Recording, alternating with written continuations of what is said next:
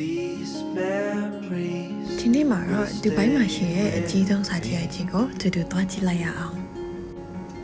အရင်ဦးဆုံး Metro Green Line ကနေမှသစဉ် Crete ထီကိုစီးကြမယ် Crete ရောက်ပြီဆိုတာနဲ့စာကြည့်အကြီးကိုလှမ်းပြီးတော့မြင်နေရပြီနော် Crete Metro Station ကနေသစဉ် bus နဲ့လည်းသွားလို့ရတယ်လို့လမ်းလျှောက်ပြီးတော့လည်းသွားလို့ရပါတယ်အရင်ဆုံးဝင်လိုက်ပြီဆိုတာနဲ့ဒီလိုမျိုးတော်တော်များများတပ်ပုံရိုက်ကြတဲ့စာအုပ်တွေအများကြီးနဲ့ကိုစပြီးတော့မြင်ရမယ်နော်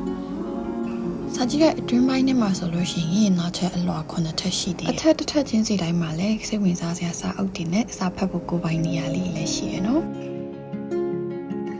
ပြီးတော့လို့ရှိရင်စာကြည့်တဲ့ရဲ့အနောက်ဘက်မှာပန်းချံလိုမျိုးလေးရဲ့ပြီးတော့ Crete ကိုလှမ်းပြီးတော့မြင်နေရတယ်ပေါ့နော်အနားလေးကတပ်ပုံရိုက်လို့လည်းအရင်လာပြီးတော့ relax ဖြစ်တယ်ပြီးတော့အဒီမှာစပိန်နေပါလေလည်းပတ်ပြီးတော့စီးလို့ရသေးတယ်တဲ့